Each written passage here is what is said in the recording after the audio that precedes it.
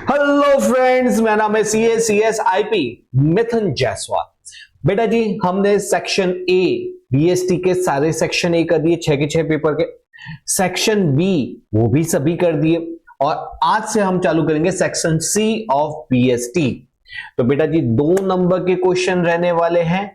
Total यहाँ पे कौन से क्वेश्चन आता है, 31 से लेके 47 तक आता है। 2 मार्क्स के रहते हैं, 26 नंबर का इसका टोटल वेटेज होता है। वैसे तो टोटल 17 क्वेश्चन है, लेकिन आपको करने कितने हैं, सिर्फ और सिर्फ 13 करना है।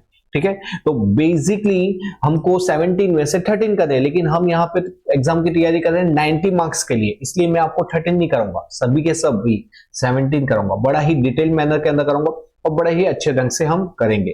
तो चलो शुरू करते हैं आज का ये लेक्चर। तो आते हैं हमारी स्क्रीन के ऊपर। ओके बेटा जी, चलो तो देखो, paper number 1 section number C short answer question मैंने आपको बता दिया। 26 मार्क्स का 13 क्वेश्चन करने हैं, लेकिन होते कितने हैं, 31 to 47। ओके, पहला question number 31। How does management benefit the society? बेटा जी, मैनेजमेंट से सोसाइटी को कैसे बेनिफिट होता है?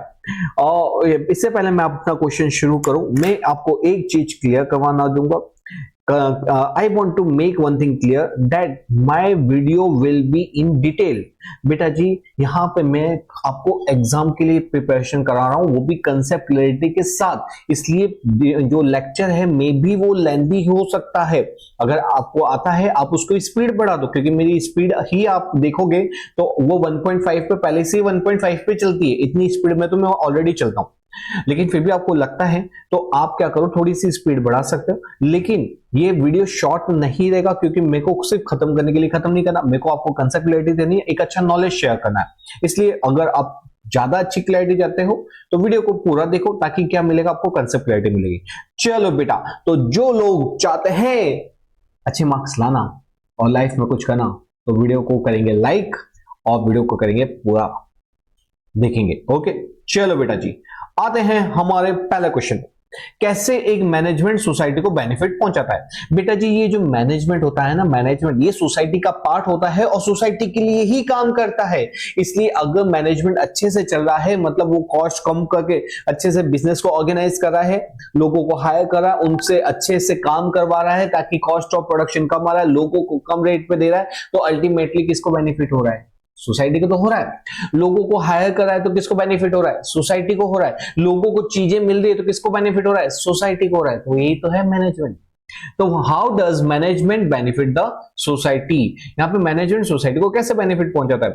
तो चैप्टर नंबर 1 का है, every business carried out as a part of society. जो बिजनेस किसके लिए किया जाता है? सोसाइटी के लिए किया जाता है। हम कोई बिजनेस खुद के लिए थोड़ी करते हैं। तो as a part of society and for the interest of the society, society के भले के लिए ही करते हैं। By using the resources of the society, management work in favour of society. यहां पे मैनेजमेंट क्या कर रहा है? वर्क कर रहा है बेनिफिट ऑफ द सोसाइटी के लिए। Success of any business increase the wealth and welfare of the society. मैंने आपको बताया कि अगर कोई बिजनेस अगर सक्सेड हो रहा है तो वो व्यक्ति अकेला सक्सेड नहीं हो रहा जो बिजनेस कर रहा है, उसके साथ जितने भी लोग एसोसिएटेड है ना, जितने भी, भले वो एम्प्लॉय हो, डेटर हो, कैडिटर हो, या तो आपके गवर्नमेंट हो, सभी की वेल्थ बढ़ती है और पूरे सोसाइटी को गुड्स मिलता है, तो सोसाइटी का भी क्या होता है? वेलफेयर होता है ना। मैंने आपको बोला था, मैं आपको कंसेप्चुअली सिखाऊंगा, रट्टाबाजी नहीं चलेगा यहाँ पे। ओके, एक बार कंसेप्ट को समझो और फिर याद करो। क्या मस्त लिख के आओगे, देखने वाला भी लिखेगा कि यार तुमने सामने किताब रखे लिखी थी क्या, तो उसको बता देना। श्रीधर इंस्टीट्यूट के वीडियो देखे थे हमने मिथुन सर के। Okay, business unit produce goods and services at a low cost. तो मैंने आपको बताया ये मैनेजमेंट क्या करता है, मैनेजमेंट अच्छे से चीजों को मैनेज करता है, जिसके कारण क्या होता है, गुड्स और सर्विसेज प्रोड्यूस की जाती है at a low cost. Ultimately benefit किसको हुआ? सोसाइटी को हुआ। This provide goods at a reasonable rate. ये से हमको सोसाइटी को रीजनेबल रेट पे सोसाइटी को गुड्स मिला, which result into welfare of the entire society. उससे क्या हुआ? एंटायर सोसाइटी का वेलफेयर हुआ। तो हुआ ना benefit to the society because of the management. Okay, next question पे आते हैं। Question number 32। What is the rule of thumb? What is the rule of thumb? क्या होता है बेटा जी? रूल ऑफ थंब वो होता है जहां पे ये पहले होता था जहां पे एम्प्लॉय बोलता था कि भाई देखो ये काम करना है तो उसको वही काम करना है। सर मेरे को लगता है कि हम ये वाला काम इस तरह से नहीं उस तरह से करें। तुझसे पूछा क्या मैंने?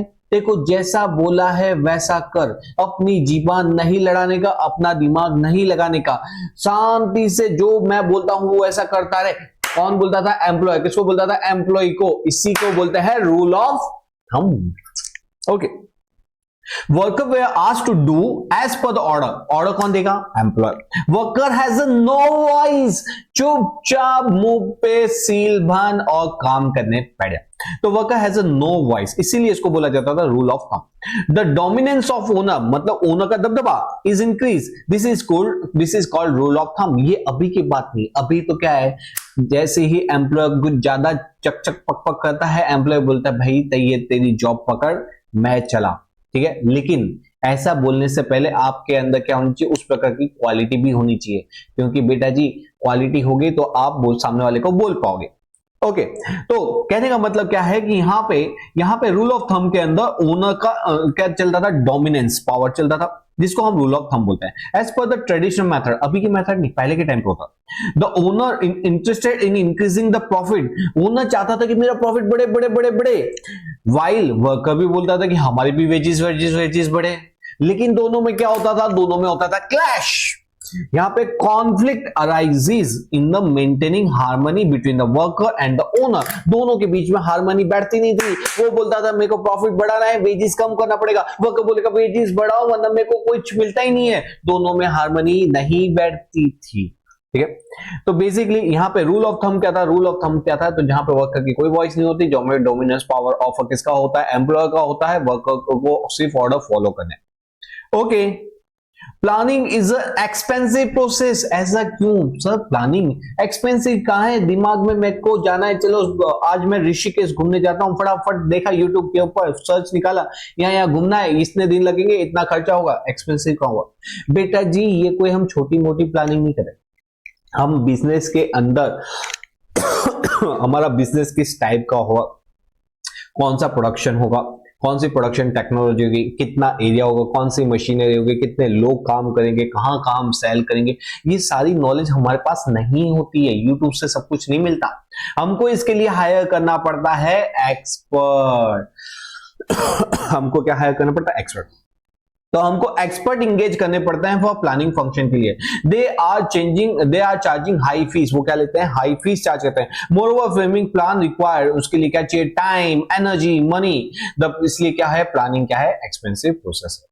Okay, staffing is not merely employ welfare activity. Sir जी ये स्टाफिंग एम्प्लॉय वेलफेयर एक्टिविटी तो है नहीं, नहीं नहीं मेरे प्यारे लाल, स्टाफिंग खाली वेलफेयर एक्टिविटी नहीं है। स्टाफिंग के अंदर हम क्या करते हैं? Staffing is also concern with the, हम लोगों को एक्वायर करना, उनको ट्रेन करना, उनको डेवलप करना, उनको मेंटेन करना। ठीक है, ये सारी एक्टिविटी भी स्टाफिंग का ही पार्ट होती है। It's also for their development. मतलब यहाँ पे स्टाफिंग में क्या करेंगे? एक्वायर करना, ट्रेनिंग देना, मेंटेनिंग करना, उनको मेंटेन, ताकि छोड़ के नहीं चले जाए। हमने 6 महीने ट्रेनिंग दी, उसके बाद छोड़ के चले गए तो उनको प्रॉपर मेंटेन भी करना पड़ेगा, ताकि उनका नॉलेज फिर 6 महीने की ट्रेनिंग के बाद ही तो हमको काम लगते हैं। And also for their development, उनके डेवलपमेंट के लिए। तो ये सारी पार्ट किसका होता है? ये सारा पार्ट होता है स्टाफिंग का। Okay, next, state the process of human HRM with the man power planning. ये चैप्टर नंबर 5 का है। HRM क्या होता है? तो यहाँ पे हम है ना HRM के अंदर क्या कौन कौन सी प्रोसेस करते हैं? पहला हम करते हैं प्लान। कितना स्टाफ रिक्वायर्ड है be in the organisation, increase the staff through new appointment. HRM जो ह्यूमन रिसोर्स मैनेजमेंट होता है, उसकी जो टीम होती है, बोलते हैं भाई सर बोलो ना आपको कितना लगेगा, कितने एम्प्लॉय लगेंगे, उस हिसाब से हम प्लान करें। तो the plan for the required staff.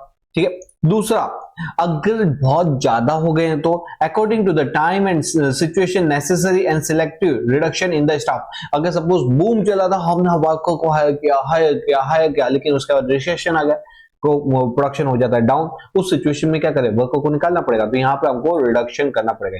तो ये भी क्या होता है? इसका पार्ट होता है HRM का। Next, appropriate placement of staff. हमने ये रिक्रूटमेंट की डेफिनेशन देखी थी ना, राइट टाइम पे राइट समय राइट टाइम पे राइट एम्प्लॉय को राइट प्लेस पे हायर करना, उसी को तो रिक्रूटमेंट बोलते हैं। तो यहाँ पे क्या होता है, यहाँ पे उनको अप्रोप्रिएट प्लेसमेंट करना ऑफ स्टाफ, जो स्टाफ की जहां रिक्वायरमेंट है उसको अप्रोप्रिएट प्लेसमेंट करो। To keep the staff constantly active, उनका अच्छे से मालूम पड़ा वो आए हैं 8 घंटे और उसमें से 6 घंटे बैठे हुए, नहीं नहीं नहीं नहीं, you have to keep the staff constantly active and enhance their knowledge, और उनके साथ उनका जो नॉलेज है वो भी अपग्रेड करना पड़ेगा, जो नई टेक्नोलॉजी है उसके हिसाब से उनको भी टेक्नोलॉजी सिखानी पड़ेगी। ओके, तो एचआरएम के अंदर क्या होता है, एचआरएम के अंदर पहला हम यहाँ पे अपॉइंटमेंट करना, उनका रिडक्शन करना, उनका प्लेसमेंट करना और उनको कॉन्स्टेंटली एक्टिव रखना, है ना मजेदार। ओके, ये तो सिंपल सा क्वेश्चन है, आपको आता ही होगा। मास्लो हायरार्की ऑफ नीड्स, ठीक है, तो मास्लो हायरार्की ऑफ नीड्स का क्वेश्चन है। यहाँ पे क्या होता है मास्लो हायरार्की नीड्स, इसका सिंपल डायग्राम पूछा है, आपको डायग्राम बनाना है। इसमें दो प्रकार की नीड्स होती है, एक होती है लोअर नीड्स, उसके बाद आती है हायर नीड्स। पहले हम अपनी लोअर नीड्स को सेटिस्फाई करते हैं, फिर हम अपनी हायर नीड्स को सेटिस्फाई करते हैं। इसके अंदर होते हैं अलग अलग स्टेज, पहला होता है साइकोलॉजिकल नीड्स, देन सेफ्टी चाहते हैं, फिर हम सोशल नीड्स चाहते हैं। जब हमारी सोशल नीड भी सेटिस्फाई हो जाती है, फिर हमको चाहिए होती है एस्टीम एंड स्टेटस नीड, और जब हमारे एस्टीम और स्टेटस नीड भी सेटिस्फाई होती है तो हम क्या चाहते हैं, सेल्फ एक्चुअलाइजेशन, कि मेरे को लोग जाने, मेरे को लोग पहचाने, self actualisation and self realisation. जैसे आप क्या बनना चाहते हो बड़े होके, बोले क्रिकेटर, बोले किसके जैसा, बोले महेंद्र सिंह धोनी के जैसा, विराट कोहली की तरह, रोहित शर्मा की तरह, ठीक है। तो यहाँ पे आप हम चाहते हैं कि कोई अगर मुझसे पूछे कि कैसा बनना चाहते हो, कि सर आपकी तरह। ओके, तो कौन कौन सी नीड्स हुई, पहला साइकोलॉजिकल, मतलब बेसिक रोटी कपड़ा मकान। उसके बाद फिर हम चाहते हैं कि हमारी सेफ्टी हो, हमारी जॉब सेफ रहे, हम जहां रहते हैं वहां पे हमको सेफ्टी मिले। उसके बाद सोशल नीड्स, लोग हमको जाने पहचाने। एस्टीम नीड्स, वहां पे लोग हमारा आदर सत्कार, हमको रिस्पेक्ट दे। और self actualisation, self realisation need, जहां पे क्या हो, एक रुतबा हो, एक पहचान हो, उस नाम से हमारा, उस काम हमारे हम जो काम करते उससे हमारा नाम हो, मतलब कि ये काम करवाना तो इसके पास ही जाना चाहिए, ठीक है। Question number 36। Okay, question number 37, controlling is a continuous process. ऐसा क्यों, कंट्रोलिंग कंटिन्यूअस क्यों है, कंट्रोलिंग एक बार कर दिया खत्म क्यों नहीं हो जाता। बेटा जी यहाँ पे जो काम होता है ना, काम वो 24 मतलब हमारा 365 दिन चलता है। जब काम 365 दिन चलेगा तो उसके ऊपर प्रॉपर काम हो रहा है कि नहीं हो रहा, आपने कहाँ पे गलत काम किए, कहाँ पे हम डेविएशंस हैं, जहाँ पे स्टैंडर्ड्स हाई थे, हमारा जो एक्चुअल वर्क हुआ कम हुआ, क्यों डिफरेंशिएशन है उसका, डेविएशन फाइंड आउट करो, करेक्ट एक्शन लो, ये सभी तो कंट्रोलिंग का पार्ट होता है। इसलिए कंट्रोलिंग एक बार कर दिया खत्म नहीं हो जाता। कंट्रोलिंग क्या है, कंटिन्यूअस प्रोसेस है। By keeping the constant supervision over the activity, हम क्या करते हैं, सुपरविजन करते हैं ओवर द एक्टिविटी। हम क्या करते हैं बेटा जी, सुपरविजन करते हैं over the activity, activities of personal. तो ये जो हमारा सुपरविजन किया जाता है, किसके ऊपर किया जाता है, जो एम्प्लॉइज होते हैं, पर्सनल होते हैं उसके ऊपर। Constant effort must be made to remove the deviation. Basic purpose क्या होता है, जितना भी हमारा डेविएशन, जहां पे भी वो लेक है, जहां पे भी वो गलतियां कर, उनकी गलतियों को सुधारना, रिमूव डेविएशन, क्वालिटी कंट्रोल लाना, कॉस्ट कंट्रोल लाना। और ये क्या होती है, ये कांस्टेंट एक्टिविटी होती है। इसलिए यहाँ पे क्या चाहिए, controlling is a continuous process. क्यों, क्योंकि यहाँ पे जो हमारा काम है वो चलता रहता है। यहाँ पे हमको क्या करना पड़ता है, कंटिन्यूअसली वॉच करनी पड़ती है, सुपरवाइज करना पड़ता है, किसको, पर्सनल को, ताकि हम जो भी डेविएशन है उसको रिमूव कर सके, क्वालिटी को कंट्रोल कर सके, कॉस्ट को कंट्रोल कर सके। और ये इसलिए चाहिए होता है ताकि हम ये कंटिन्यूअस कर सके। ओके, इसलिए ये क्या है, continuous process. Planning and controlling are two side of the same coin. मतलब क्या होता है, एक ही सिक्के के दो पहलू है। ऐसा क्यों बेटा जी, प्लानिंग होगा तो कंट्रोलिंग होगा, कंट्रोलिंग होगा तो प्लानिंग होगा, ऐसा क्यों बोला हुआ है, चलो देखते हैं। ओके, तो कहां पे थे हम थे प्लानिंग एंड कंट्रोलिंग के बारे में। ये दो side of the same coin है। क्यों ऐसा, क्योंकि the success of the planning depend on the controlling. अगर प्लानिंग को सक्सेस बनाना है तो आपको प्रॉपर कंट्रोलिंग रखना पड़ेगा। जैसे कि क्यों, क्योंकि कंट्रोलिंग क्या करता है, find out the deviation, take necessary corrective action and also to take the business activity in the right direction। Controlling क्या करता है, डेविएशन फाइंड आउट करता है, नेसेसरी करेक्शन एक्शन लेगा और बिजनेस को राइट डायरेक्शन में मूव करेगा। Controlling is also not possible without the planning. Sir planning नहीं होगा तो क्या कंट्रोलिंग होगा? नहीं, कंट्रोलिंग हो ही नहीं सकता ना, क्योंकि आपने जब प्लान ही नहीं किया, आपने अपना स्टैंडर्ड सेट नहीं किया, तो आप उसको कंपेयर किसके साथ करोगे? अगर आप अपना स्टैंडर्ड सेट करते कि मैं रोज के 5 घंटे पढ़ूंगा, आपने स्टैंडर्ड सेट किया, अब सपोज कि आपने 3 घंटे पढ़े, तो ये फिर हमको फाइंड आउट करना पड़ेगा कि क्यों हमने 2 घंटे नहीं पढ़े। तो आज मैं कोई रेस्टोरेंट में चला गया था खाना खाने अपनी फैमिली मेंबर्स के साथ, आज मेरा कोई सोशल फंक्शन था, या तो कोई फ्रेंड्स के साथ गेट टुगेदर हो गया था, कोई उनकी बर्थडे पार्टी हो गई। तो ये होता है कि जब आप स्टैंडर्ड सेट करते हो तो आप उसके ऊपर कंट्रोलिंग कर सकते हो। तो जब controlling is also not possible when there is no planning, this is because the controlling it can be ascertain whether the objective of planning is achieve or not. मतलब हम कंट्रोलिंग में क्या देखते हैं? कंट्रोलिंग में ये देखते हैं कि प्लानिंग अचीव हुआ कि नहीं। जब प्लानिंग ही नहीं होगा तो फिर आप चेक किसके साथ करोगे? सो there is no planning, there is no need of controlling। thus planning और controlling क्या है? एक ही सिक्के के दो पहलू है। Okay, next question, capital structure.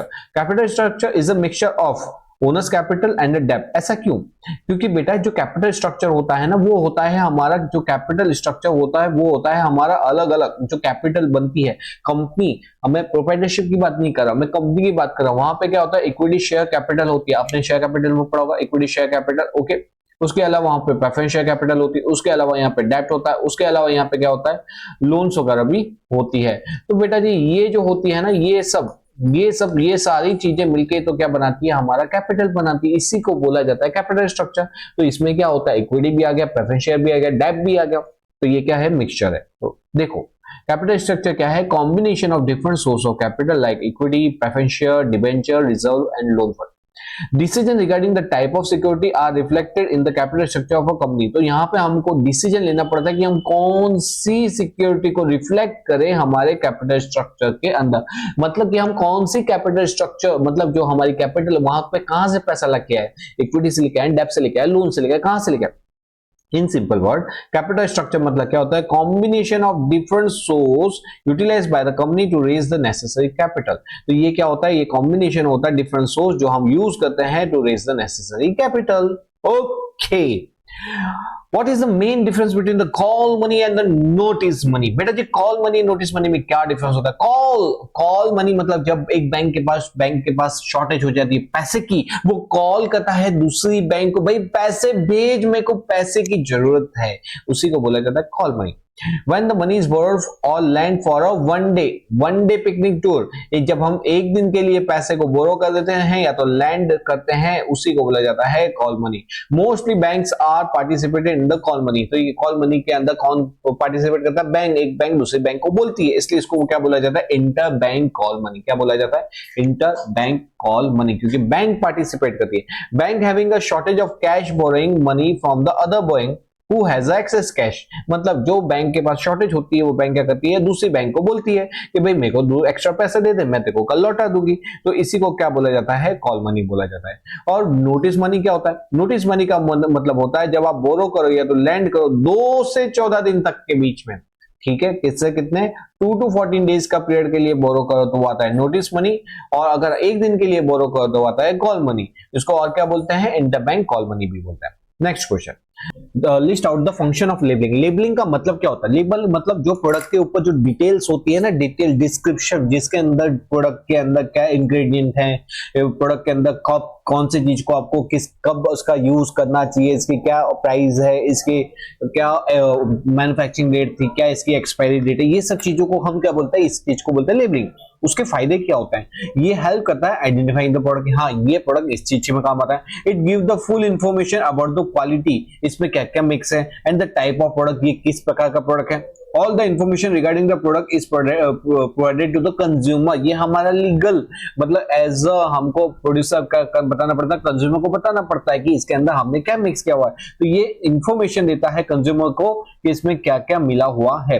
ये डायरेक्शन ऑफ यूज, दिन में इसको कैसे लेना है, किसके साथ नहीं लेना, किसके साथ लेना है, direction of use given to the consumer. It create attraction, ये अट्रैक्शन, ओहो इसमें ये चीजें शामिल है, इतने इंग्रेडिएंट्स है तो ये फायदेमंद है, इसमें ऑयल बहुत कम है, प्रोटीन ज्यादा है, विटामिन ज्यादा है, तो उसको लेना चाहिए। तो ये क्या करता है? क्रिएट अट्रैक्शन क्रिएट करता है, जो हमको हेल्प करता है एडवर्टाइजमेंट एंड पर्सनल सर्विस में। It complies with the legal requirement, legal की रिक्वायरमेंट भी होती है, उसको भी ये कंप्लाई करता है। Okay, next question, what is selling concept of the marketing management? बेटा जी सेलिंग का मतलब क्या होता है? सेलिंग मतलब सेल करो। सेल करना मतलब क्या कि हमको तो क्या करना है बेटा जी, प्रोडक्ट को सेल करना है, कस्टमर को चाहिए कि नहीं चाहिए उससे मतलब नहीं है, हमको मैन्युफैक्चर करना चाहिए, जो को सेल करना है और उसको कन्वर्ट करना है कैश के अंदर, कैश में कन्वर्ट करेंगे, वापस से गुड्स को प्रोड्यूस करेंगे, वापस उसको सेल करेंगे। तो ये क्या होता है? ये होता है सेल बेस्ड कंसेप्ट। कौन सा based concept? Sale based concept. यहाँ पे हम अपील करते हैं कंज्यूमर को, अरे भाई ले लो, क्या प्रोडक्ट है, इसको लेते ही मजा आ जाएगा, आपके लाइफ में चेंजेस आ जाएंगे, आप बहुत खुश हो जाओगे इसको जब यूज करोगे प्रोडक्ट को। यहाँ पे हम क्या करते हैं? यहाँ पे एग्रेसिव मार्केटिंग करते हैं, धमाकेदार, 3 पे 3 मुफ्त ये प्रोडक्ट। तो यहाँ पे एग्रेसिव मार्केट यहाँ पे अडॉप्ट की जाती है। यहाँ पे aggressive method of sales promotion, दो खरीदो एक मुफ्त, फिर या तो हैवी डिस्काउंट 20% ऑफ, 30% ऑफ, ऐसे हैवी सेल्स प्रमोशन रखे जाते हैं। ये effort are made to create demand, हम यहाँ पे एफर्ट करते हैं ताकि हम इसकी डिमांड को बढ़ा सके। Okay, next, this concept ignore the dissatisfaction of consumer, कि कंज्यूमर का जो डिससेटिस्फैक्शन था उसको हम कंसिडर नहीं करते, हम उसको कंसिडर नहीं करते बेटा जी।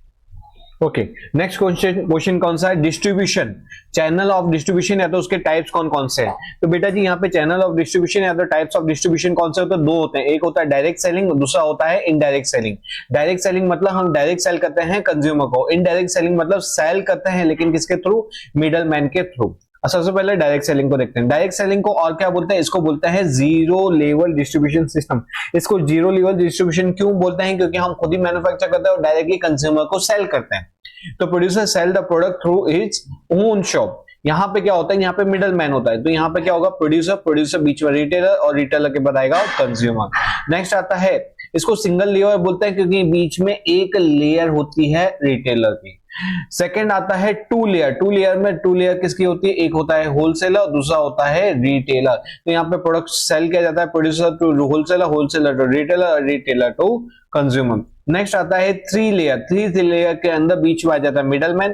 तो प्रोड्यूसर सेल करेगा मिडलमैन को, मिडलमैन फर्दर सेल आउट करेगा होलसेलर को, और होलसेलर देगा रिटेलर, और रिटेलर देगा कंज्यूमर को। सिंपल है। ओके जी, तो ये हमारा क्या था? Type of distribution of channel. Next है explain about the consumer exploitation. बेटा जी कंज्यूमर को एक्सप्लॉइटेशन कैसे होता है? कंज्यूमर को एक्सप्लॉइटेशन होता है, उसको हमको कैसे बताना है? तो consumer protection means, explain about the consumer exploitation. तो कंज्यूमर को आप पहले एक्सप्लॉइटेशन से हमने देखा कि प्रोटेक्शन, उसको हमने ये कंज्यूमर प्रोटेक्शन क्या करता है? उसको शील्ड देता है। शील्ड मतलब कवच देना, कवच देना मतलब to the consumer from the unethical, exploitative, unlawful practice of a seller और मैन्युफैक्चरर। तो शील्ड किसको मिलेगा? कंज्यूमर को। किससे मिलेगा? जो तीन चीजें हैं, अनएथिकल, एक्सप्लॉइटेटिव, अनलॉफुल प्रैक्टिस, कौन कर रहा है? सेलर। उससे उसको प्रोटेक्ट करना, उसी को बोला जाता है कंज्यूमर प्रोटेक्शन। बेटा जी अब ये देखते हैं कि एक्सप्लॉइटेशन के टाइप कौन कौन से होते हैं। तो एक्सप्लॉइटेशन होता है physical and mental exploitation, economic exploitation and against the public interest. Physical का मतलब क्या था? फिजिकल और मेंटल, जहां पे आप चार्ज करते हो, मैन्युफैक्चरर प्रोड्यूसर चार्ज कर रहा है। क्या चार्ज कर रहा है? सब standard quality of the product, या तो डुप्लीकेट वंस प्रोडक्ट चाहे वो चार्ज कर रहा है। चार्ज कर रहा है मतलब उनको सप्लाई कर रहा है, ठीक है। यहाँ पे फिजिकल या तो मेंटल एक्सप्लॉइटेशन कब होगा? जब हम मिलावट भरा कोई चीज को खाएंगे तो हमको क्या होगा? फिजिकली हमको प्रॉब्लम होगी, एक्सप्लॉइटेशन होगा। तो they are forced to purchase substandard quality of product और डुप्लीकेट वंस। नेक्स्ट होता है इकोनॉमिकल।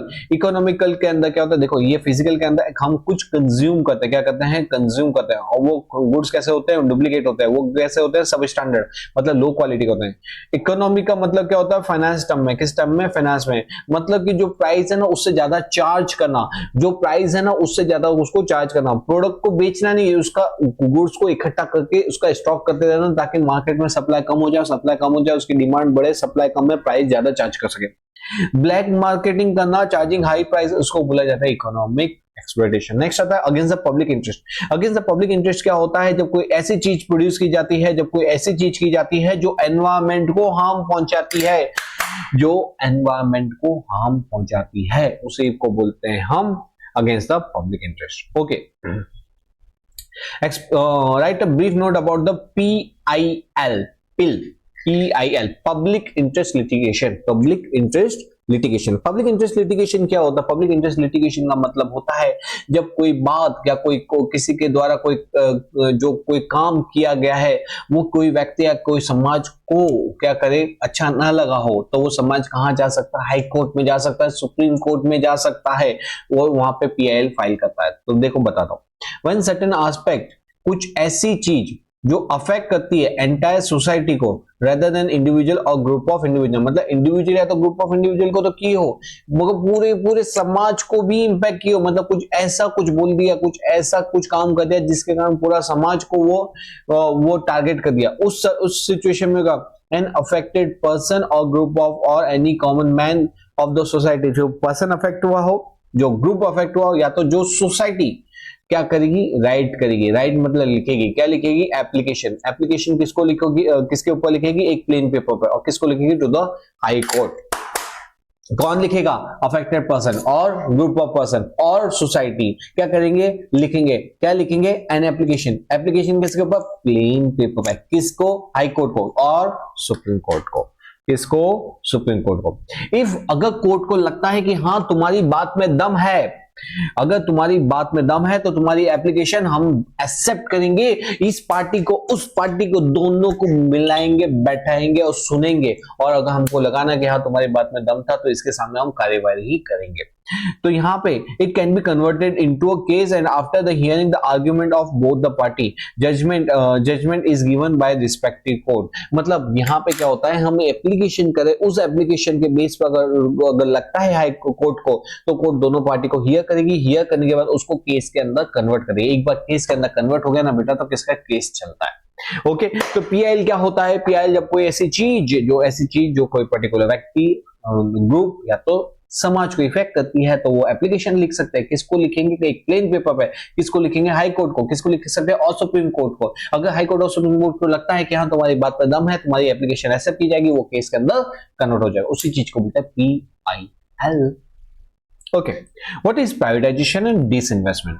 प्राइवेटाइजेशन का मतलब क्या होता है? प्राइवेटाइजेशन का मतलब होता है to transfer control and management. क्या है? To transfer control and management. किससे? Public sector. पब्लिक सेक्टर का मतलब है government sector to the private sector. जब हम कंट्रोल और मैनेजमेंट किसको ट्रांसफर करें? पब्लिक सेक्टर से गवर्नमेंट सेक्टर से पब्लिक को ट्रांसफर कर रहे हैं, तो उसको बोलते हैं प्राइवेटाइजेशन। मतलब कि द प्रोसेसिंग और passing of ownership and management of a public sector to private firm. मतलब हम यहाँ पे ट्रांसफर कर रहे हैं ओनरशिप एंड मैनेजमेंट किसको? Public sector to private firm को। उसी को बोला जाता है privatisation. when the share are sold, मतलब यहाँ पे हम अपने शेयर सोल्ड करें, किसको सोल्ड करें? To the private enterprise, it is known as privatisation. तो आपको 2-3 अलग अलग तरीके से डेफिनेशन याद रखनी है। अगर आप शेयर सोल्ड करें तो इनडायरेक्टली ओनर कौन बन रहा है? प्राइवेट पार्टी बन रही है ना, तो उसी को भी प्राइवेटाइजेशन बोलते हैं। मतलब आप अपनी ओनरशिप एंड क्या करें, आप ओनरशिप एंड मैनेजमेंट को ट्रांसफर कर दो, या तो अपने शेयर को सोल्ड कर दो, उसी को बोला जाता है privatisation. Disinvestment, when the public sector offer its capital for participation of a general public, मतलब क्या है? when a public sector मतलब गवर्नमेंट क्या कर रही है, अपनी जो कैपिटल, अपनी जो एसेट्स है, उसको किसको दे रही है? जनरल पब्लिक को ऑफर करेगी, भाई हम अपनी एसेट्स को सोल्ड आउट करें, जिसको भी लेना है पूरी फैक्ट्री ले लो और खत्म करो। मतलब हम जब अपना जो कैपिटल है जनरल पब्लिक को ऑफर कर देता है, उसी को बोला जाता है disinvestment. Government of India has started a separate ministry for disinvestment. Okay, next question. Explain the importance of business environment. Any 2 point. बेटा जी बिजनेस एनवायरनमेंट किसके लिए इंपॉर्टेंट? बिजनेस एनवायरनमेंट मतलब हम हमारे आजू बाजू का जो एरिया है उसको समझना, उनके लोगों को समझना, हमारे डेटर हमसे क्या चाहते हैं, हमारे कैडिटर हमसे क्या चाहते हैं, हमारे गवर्नमेंट क्या चाहती है, वो सब चीज को ध्यान में रख के बिजनेस को करना, उसको बोलते हैं बिजनेस एनवायरनमेंट। बिजनेस एनवायरनमेंट के क्या फायदे होते हैं? तो एडवांटेज ऑफ अर्ली एंट्री, मतलब जब अगर आप कोई अपॉर्चुनिटी को देख रहे हो तो आप क्या कर सकते हो, उसका फायदा उठा सकते हो। यहाँ पे क्या हो सकता है? Study of a business environment enable a business unit to understand the opportunity. आप अपॉर्चुनिटी को अंडरस्टैंड करते हैं इन अ बेटर वे, जिससे क्या होगा? Hence introduce the product in the market, और उसको ध्यान में रख के आप प्रोडक्ट को इंट्रोड्यूस करते हैं। Also possibility of change brought in the existing product even before it's competitor और अनप्रॉफिट। इसका मतलब वो अपॉर्चुनिटी को आप को समझो और उसको क्या करो, उसको प्रोडक्ट को लॉन्च करो और आपकी कॉम्पिटिटर से पहले, ताकि आप अच्छा सा प्रॉफिट कमा सको। For years, two-wheeler market are dominated by scooter and cells and motorcycle are neglected. तो यहाँ पे क्या हुआ था, यहाँ पे मोटरसाइकिल वालों ने क्या किया, यहाँ पे मार्केट देखा कि अच्छा अब लोग अब यहाँ से टू व्हीलर से जो है वो स्कूटर से बोर हो चुके हैं, बाइक का मार्केट आने वाला, उन्होंने बाइक के मार्केट को अच्छे से कैप्चर किया और उसमें अच्छा खासा प्रॉफिट कमाया। ग्रैब अपॉर्चुनिटी मतलब वही ऊपर वाला ही पॉइंट आ गया कि यहाँ पे हम क्या करते हैं, मार्केट को अंडरस्टैंड करके अपॉर्चुनिटी को देखते हैं कि यहाँ पे अपॉर्चुनिटी हो सकती है, अपॉर्चुनिटी क्रिएट हो सकती है, उसके अकॉर्डिंग हम प्रोडक्ट को सेल करते हैं, वहां से हम प्रॉफिट अर्न करते हैं। यहाँ पे business environment open the various opportunity which when grab can lead to increase profit. मतलब अगर आपने मार्केट को समझा, उसमें से अपॉर्चुनिटी फाइंड आउट की और अपॉर्चुनिटी का फायदा उठाया तो आपको अच्छा सा प्रॉफिट हो सकता है।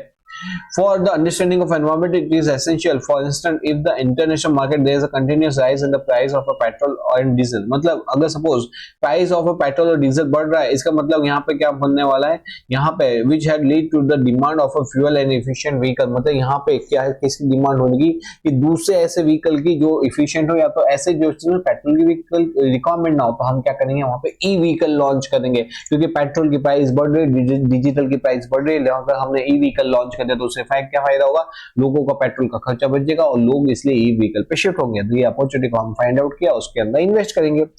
Many producers have stopped using steel in the vehicle, जैसे हमने यहाँ पे efficient vehicle बनाने के लिए हमने स्टील का यूज हटा के वो फाइबर वाले प्लेट्स लगाने, ताकि व्हीकल लाइट्स हो सके, तो इसकी जो इसकी जो इफिशियंसी है बढ़ सके, माइलेज है पर लीटर वो बढ़ सके।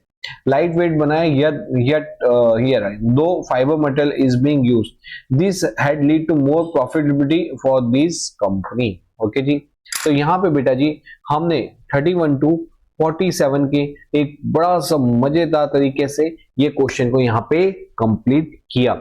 मैंने आपको बोला था वैसे तो 2 नंबर में आएगा, लेकिन मैं यहाँ पे खाली आपको बताया नहीं, मैंने आपको बहुत ही ज्यादा अच्छे से डिटेल मैनर में समझाया ताकि आप इजीली कंसेप्ट को समझ सको। वीडियो अच्छा लगा हो लाइक करो, दोस्तों के साथ शेयर जरूर से करो। ओके, और एक और बात बता दूं, मैं यहाँ पे सीए फाउंडेशन भी चलाता हूँ, चांदखेड़ा एरिया के अंदर बहुत जबरदस्त से हम चलाते हैं, हमारी अच्छी खासी टीम है, प्रोफेशनल पीपल है। और अच्छा, हम अगर आप सितंबर के लिए सोच रहे हो, अगर सीए में बिल्कुल भी आपको लगता है कि इनको सीए करना है, तो आप अगर सितंबर का अटेम्प्ट दीजिए, और सितंबर के लिए जो बैचेस होगी वो आपके एग्जाम खत्म होते 2 दिन बाद से चालू हो जाएगी गुजरात बोर्ड की।